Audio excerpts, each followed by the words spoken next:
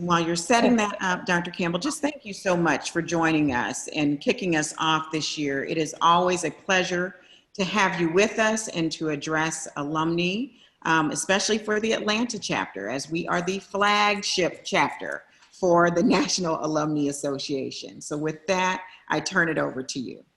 Thank you so much, Adrienne. And thank you so much for your extraordinarily energetic, dynamic leadership. It's been such a pleasure to work with you in these past 2 years. And it's been so exciting to listen to all the events and activities and initiatives that are taking place, the Adopt a Student, the well-being, the scholarship support, the recruitment, and earlier in the year, the emergency fund, the way our Spelman alumni stepped up for that. I have to tell you, the success we have at the college, a great deal of the credit belongs to the alumni. So thank you to all of you. This year, to say that this was an exceptional year is an understatement. Nonetheless, when you look at the statistics from this year, I think you'll be very pleased as they demonstrate exactly how necessary Spelman College is and how much it means, not only to our students, but to the rest of the world. So I always begin these presentations by showing you our dashboards. And our dashboards are our quantitative measures about how we're doing in enrollment, in academic affairs, in finance, and in fundraising. So as you'll see, you'll look and you'll see that the number of applications has hovered at about 9,000 for the past 4 years. That number, just as a reminder, 5 years ago was about 5,000. So we had about an 80% increase, and then we've stayed at about 9,000 every year. So we have a very robust applicant pool. What is really striking this year, however, is our enrollment. If you look at years 2017, 18, 19, the enrollment's been pretty steady at 2,100. Maybe it drops just below 2,100. It jumped up to 2,200 this year, a year in which we expected, because we were online exclusively, would realize a drop in enrollment. But that was not the case. As you can see, in fact, our enrollment this fall is up significantly over our enrollment last fall. There are some numbers, however, that make us very cautious and make us realize that keeping that very robust enrollment picture up might be a challenge for the college moving forward. The slide that I'm showing you now in the green line shows how many students we accepted, and we're accepting about 50% of those 9,000 students, and we're yielding 12%. Even though those numbers are very robust, we're only yielding 12%, and that number has steadily declined over the years. And that makes us very concerned, because what it says to us is, as Spelman College gets more expensive, we may be pricing ourselves out of the market. And who's our market? Our demographic is overwhelmingly the Black community. 97% of the students who attend Spelman College are African Americans. The median income for Black families in this country is about $56,000 a year. And that income is not trending up. That income is staying fairly flat. So as we project out to 2030, we have said to ourselves, we can't just continue to increase our tuition year after year. We have to do some things to begin to bring in other sources of earned income to mitigate the college's dependence on tuition. I'll talk about that a little bit later. Now, in academic affairs, again, the news is fairly steady. Our graduation rate has stayed steady at over the past 3 or 4 years at about 75%. Our retention rates are a little bit under where we'd like for them to be, but only a point. or two. Our research fund grant funding from our faculty has risen dramatically, and that's a testament to the kinds of faculty that are at Spelman College. They're research active, they're creative active, they're involved in their profession and very committed to their fields as well as to teaching. So we're pleased with the academic affairs, but we think we could do better. We'd like to see those retention rates actually dramatically going up.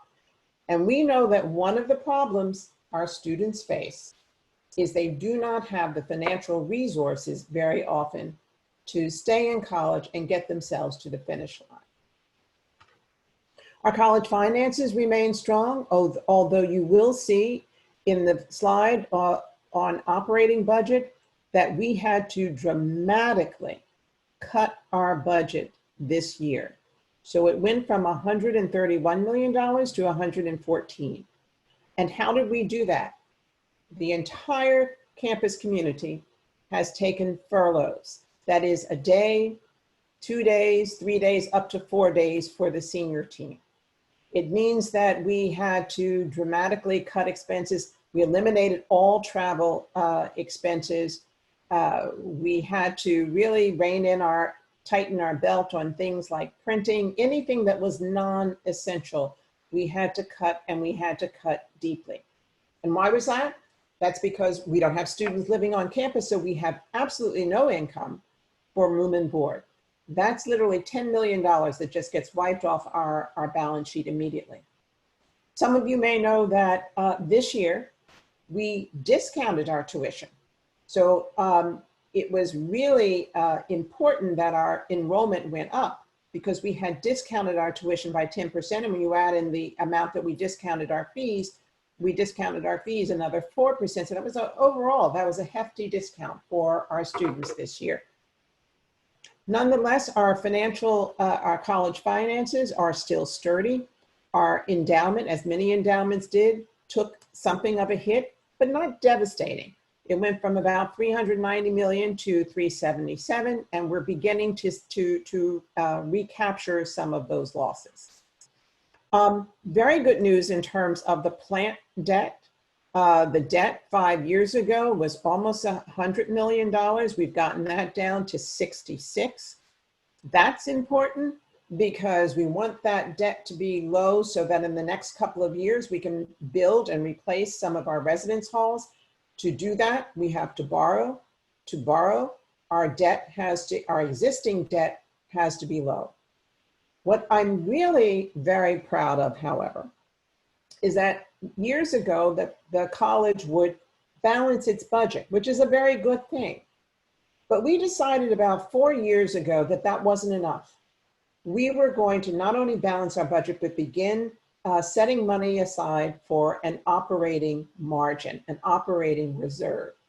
This chart represents how much money we set aside every year for that operating margin. And so we now have an operating reserve of about $3.1 million. I'm very pleased to say at the end of fiscal year 2020, we not only balanced our budget, but we're able to also generate a surplus to put another $986,000 in our operating reserve. So all told, our finances remain very sturdy at Spelman. So Deliver the Spelman Promise is all about our saying to our students, if you come to Spelman College, we will do everything possible to make sure that you graduate. And the ideal goal is 100% graduation for everybody who enrolls at Spelman. We know that the number one obstacle to that happening is the lack of financial aid.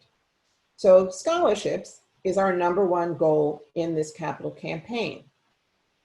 But here's what we learned during the pandemic. We learned that scholarships are not going to be enough, that Spelman College has to take steps to make that tuition, room and board when we all come back to campus more affordable. So how will we do that? We have decided, we have made it a commitment that Spelman will launch online educational offerings to adult learners, that is learners who are not pursuing a degree, who are not going to be residential on campus, would be in the age of about 30 to 50, so that they can upskill, they can get certificates, credentials, they can get skills that will help them be more competitive in the workforce. We've been working on this for about 2 or 3 years. We've had lots of support from our trustees, from external foundations, and we expect to launch this in March of 2021. So why do we think that we would be successful? Well, in fact, Spelman has been doing online education every year, pretty much every year since I got here, but primarily for summer school. We started with about 50 students, and then we had 100. This year, we had 500 students who took online courses, and the college realized a substantial net revenue as a result of that. We think that we can go to a different population, not the population, the 18 to 24 that's looking for a Bachelor of Arts degree, but go to a different population that's looking to upskill in the workplace and launch a successful online effort. We've done the marketing research, we've done the analysis, we establishing some great partner relationships, but that will be key to making Spelman College more affordable in the future. We also know we have a terrific faculty. I know we have at least one faculty member here, Dr. Andrea Lewis, but we really have an extraordinary faculty. They are superb teachers. They are researchers working on the cutting edge. They publish, they create, they make films, they direct, they do wonderful things. We need to give them more support, and we're seeking that support in the form of endowed professorships. Professorships that can go not only to existing faculty, but also help us continue to recruit first-rate, gold standard faculty for the college. And we are beginning to turn our attention now in the campaign towards seeking those endowed professorships. We also have had great success with enhancing operational excellence. Some of you may know that Spelman College had Lotus Notes for its email. I'm happy to report that we have totally migrated all of our email, students, faculty, and staff, to Outlook. We have replaced all the fiber optic across this campus. It was 20 years old. We dug it all up, replaced it with brand new fiber optic, so our network will be faster and more reliable and have more bandwidth. We've upgraded our operating system, our banner system, and we're looking for other opportunities to upgrade. We did huge upgrades 2 years ago that actually protected us from a recent cybersecurity attack. So our goal is to make give Spelman College a state-of-the-art infrastructure for instructional purposes and ease of operation for our students. We also have a lot of wonderful academic innovation and initiatives. One being our Innovation Lab, which is a space in our Rockefeller Fine Arts that allows students to come together from departments from all over the college, allows faculty to come together, faculty and students, and do really exciting projects using cutting edge technology. We are starting a Center for Black Entrepreneurship along with our brother school, Morehouse College. And we have been meeting for the past 6 weeks with some leading Black entrepreneurs who have been advising us, giving us good guidance. And I hope that soon we're going to be announcing a very major gift in that arena. The Department of Defense has designated us a Center of Excellence for Minority Women in STEM, and we have hired a Spelman alumna as our director, Dr. Tamara Pearson, who just joined us in August. And we have renovated the space. When our students return to campus, they'll have a center there waiting for them. But with this center, it will provide our students and our faculty access to high-level research in artificial intelligence, machine learning, cybersecurity, bioinformatics, and a lot of fields that we know they will need to master in order to be competitive in the workplace. With the Atlanta University Center Consortium, Spelman is part of the Data Science Initiative, and we've just selected another Spelman alumna, Dr. Talifa Washington. And Dr. Washington will be the director for this initiative. And our goal is to set up a major in data science, a minor in data science, and access to data science throughout all of the liberal arts. You may recall when I first came to Spelman, I said that every student who graduates should be fluent in technology. Well, we are well on our way to making that possible. We have, of course, our Atlanta University Center Art History and Curatorial Studies Collective is up and running, and it has been up and running for over a year. The head of that is Dr. Cheryl Finley. She didn't go to Spelman, but her sister did. So she's very happy to be here. She's with us visiting from Cornell, and she has done a phenomenal job in activating the interest and enthusiasm around art history and curatorial studies in conjunction with our superb museum run by Dr. Andrea Barnwell Brownlee. And then, of course, there's our building.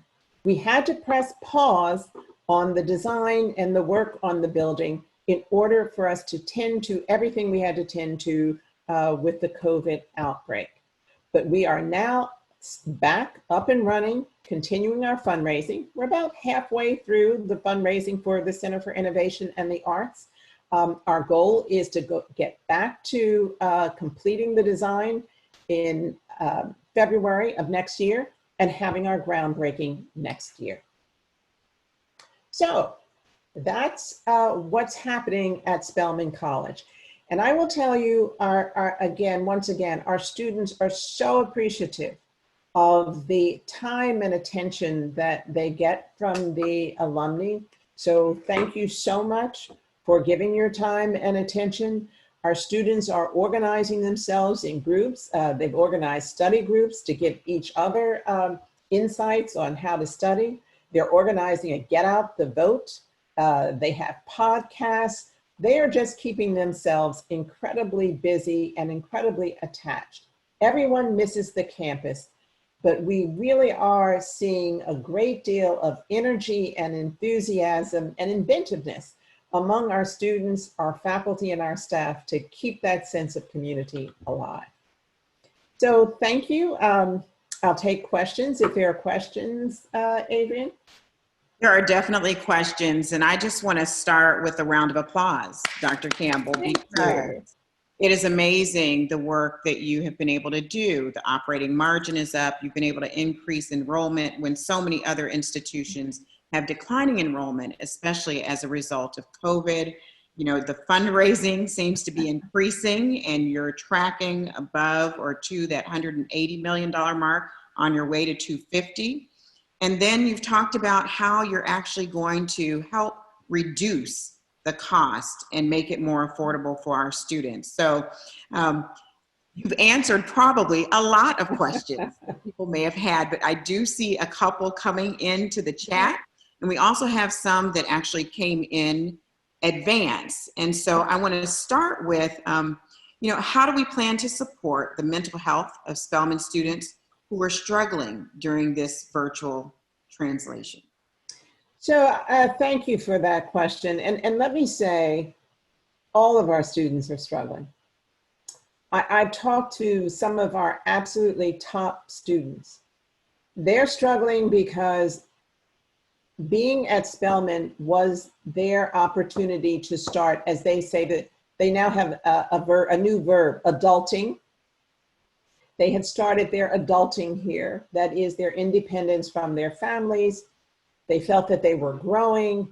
They felt that they were beginning to find their own voice. And so this episode that kind of pulled them away from this environment made them feel that they were going backwards. And so a lot of our students just felt a sense of anxiety. It felt that, you know, they had been going forward and now they were going backwards. So that was pretty widespread. Then we have students who are experiencing real hardship. They have lost their jobs. They're experiencing food insecurity that may cause them to have insecurity in terms of where they're living. Where they're living may be not hospitable. They may not have network capacity. And that then causes a great deal of anxiety. And then we have students who are seriously depressed and seriously struggling because of the isolation, because of the abrupt change and their inability to be able to cope with all of the change that has come about. And I say all of that because one of the things that we have tried to be very careful is to listen very carefully to our students and determine what is it that they need. And the resources that we have to help them go from everything from counseling and telehealth, of being able, and we are able to do that. We now have a telehealth setting.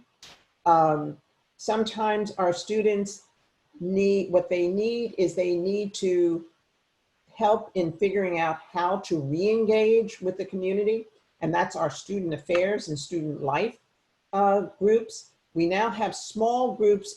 We used to invite students to go seek help, seek a tutor or seek a counsel. We now try to start organizing everybody in small groups, which we call student success groups, which gives us access to small groups of students and allows us to kind of troubleshoot those students. They have an advisor, there's a small group, they get together on a regular basis. We now have some programs that have older students who are mentors to younger students. So we've really tried to be proactive and give many different platforms and many different ways for our students to engage, and we can keep an eye out for them. So I would say the college has been very active and very activist in finding ways for the well-being. And I will say, I was watching all of the programs and initiatives that were being offered by the alumni, and we do some of that. We also offer yoga, we offer meditation in the afternoon, we have Zumba classes, we do some of the same things that I see the alumni doing, but all on behalf of the emotional well-being of our students. That's great. And Dr. Campbell, I don't know if you recall, but last year our Health and Wellness Committee actually put together a list of licensed professionals. So they are also available to assist as the environment has shifted. And sometimes it's just great to hear from another alumnus sister. And so I want to thank our Health and Wellness Committee for having the foresight to put that together last year. Great. Thank you. We have another question here. So during these challenging times, is there an alumni liaison for our transfer or Pauline Drake students so that they feel connected to our Spelman sisterhood? So we have made a huge effort to pay a lot more attention to our transfer students and our Pauline Drake students. And so now we have someone at the college who is specifically assigned to transfer students. Whether or not we specifically have an alumni liaison, I don't know, but that's something I'm going to follow up. And so if you can give me the name of the group that would like to be that alumni liaison, I'm going to put them together with the person at Spelman who's oversees our transfers. Thank you. I'll do that. Dr. Campbell, you've talked a lot about all of the improvements that are being made and the infrastructure, but we have a question here from Sheila Louder because we still remember that there's some dorms that do not have air conditioning. When will that be addressed? That's her question. So we have examined all the dorms that don't have air conditioning, and they're all old, and they all have electrical systems that don't support massive air conditioning. So I talked about the debt. You remember I went through the whole scenario of our debt. The reason the debt was high in the first place was we built the Beverly Daniel Tatum Suites, right? 300 new beds. Well, that debt's going down, down, down, down. When it gets to a certain point, we've already started doing the planning.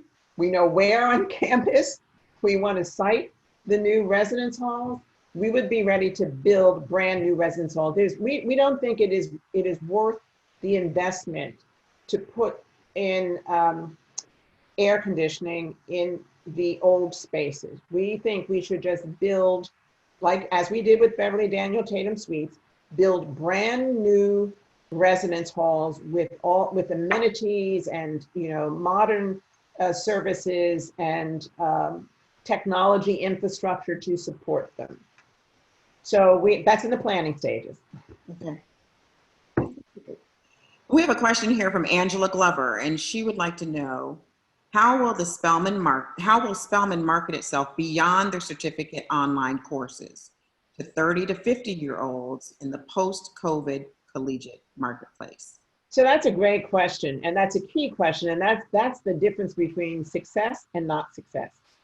So one of the things we are exploring is establishing relationships with companies, and there's a great deal of interest, as you can imagine, these days in partnering to establish offerings that are exclusively for the employees of those companies.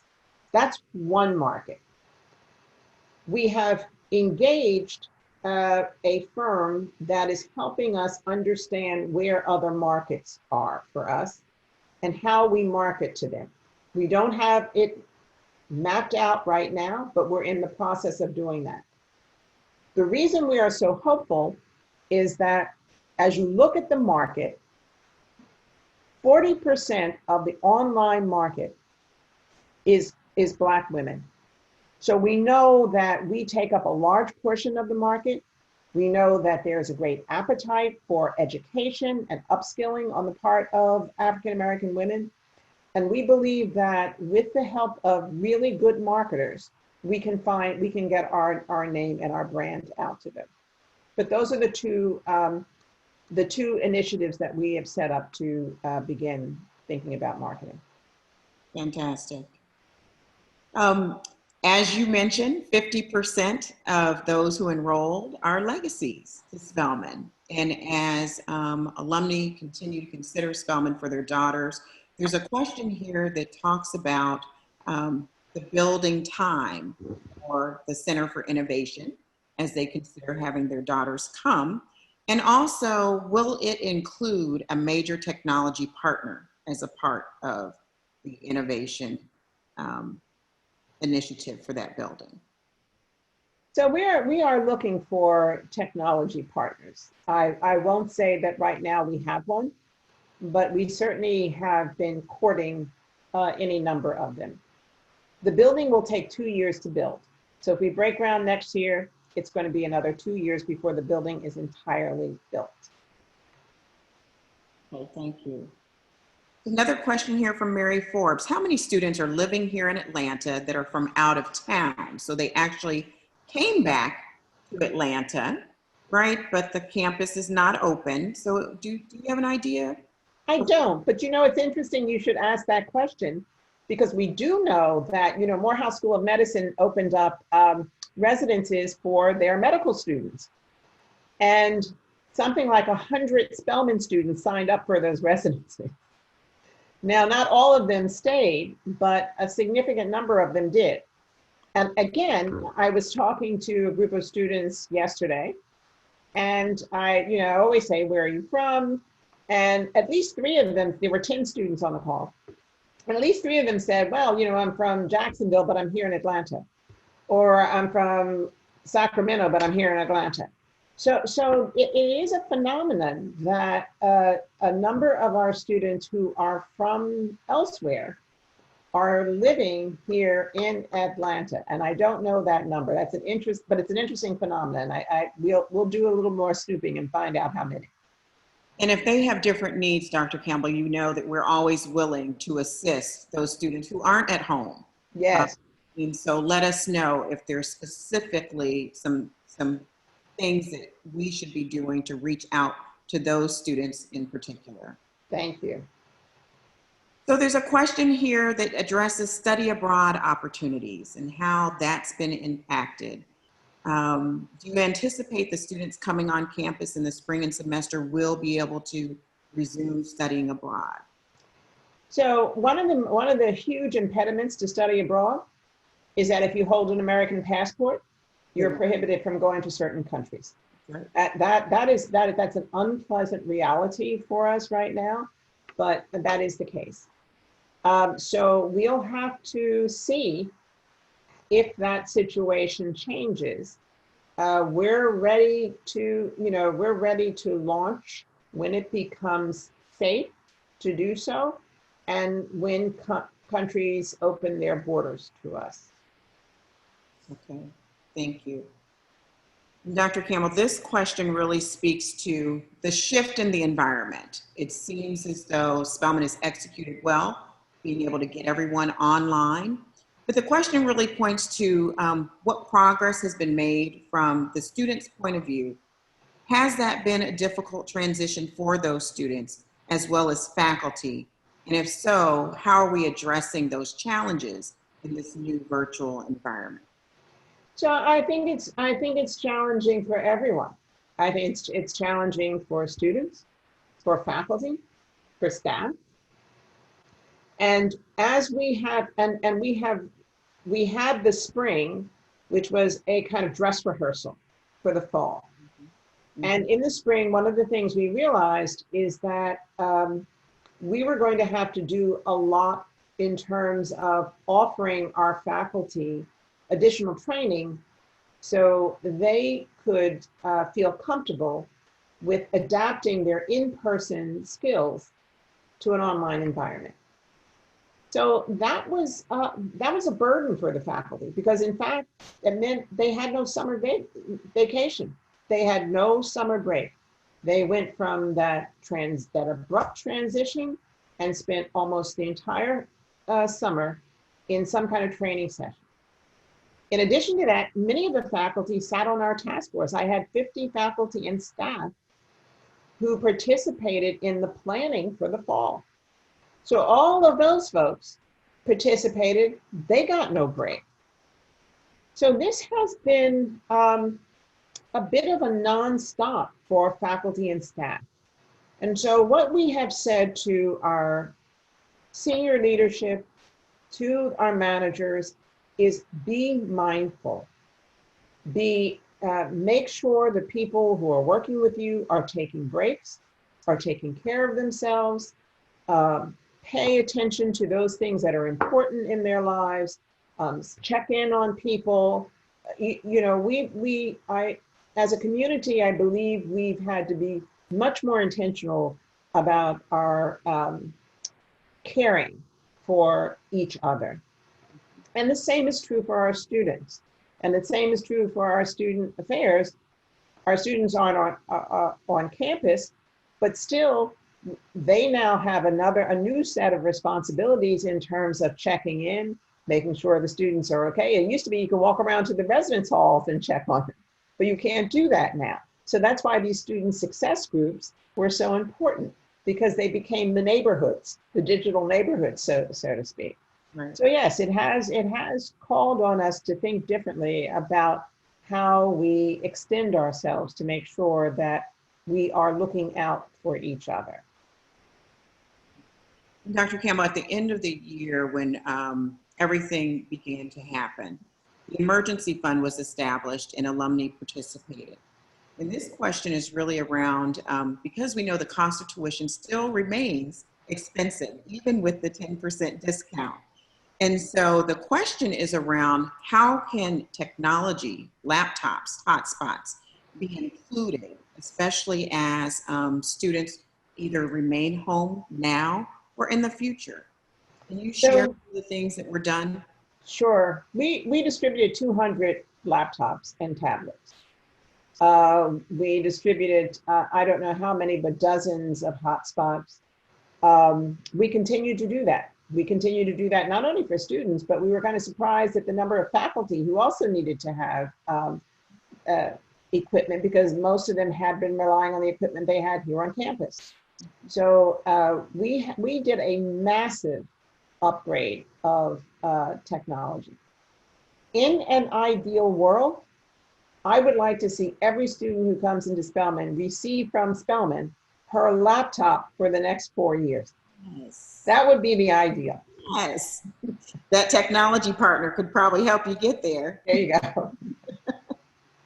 We have two final questions. So one is, with all the great success and good fortune that Spelman has right now, is there anything that's keeping you up at night? So what keeps me up at night is that we're living inside of a public health crisis, and we as a community are we are the most vulnerable. We are the most threatened. And we work very closely, Spelman, Morehouse, Clark Atlanta. We work very closely with Morehouse School of Medicine, which is our fourth leg of our AUC consortium, to always probe what can we do as a community to make sure that when our students come back, they are coming back to a safe community. And I feel very confident that what we could provide here on Spelman College campus would be safe. What keeps me up at night is that once students leave this campus, once they walk past those gates, all bets are off. And that saddens me, because I believe that if we had state leadership, national leadership, along with our very responsible municipal leadership, you could have a unified effort. You know, other countries are doing it. And so I think, you know, what could we be doing in the absence of that to make it possible for our students to come back and really immerse themselves in that Spelman experience? Right. And then our last question is, Dr. Campbell, as alumni, what would you ask of us? What are the things that we can continue to do to support and assist our alma mater? You know, honestly, and I'm not saying this to be flattering, I was just so blown away by every single thing, blown away and inspired by everything that's already being done. And make no mistake, we did a lot of things. We lowered the tuition, we did a lot of things, but there's a reason we're up over last year in enrollment. There's a feeling, and I hear this not just from our Spelman community, I hear from people who barely know Spelman. I hear that there's this incredible energy. You know, really, your recruitment efforts, the welcome efforts, when the students came in, there was a group of alumni who drove a caravan in the West Coast with signs and honking horns. I mean, the liveliness of all of the engagement, the scholarships that have been raised, all of that, every bit of it makes a huge difference. It's everything, it's the faculty, it's the students, it's the staff, it's everything the alumni are doing add up to that great presentation I made. It's all a part of it. Thank you.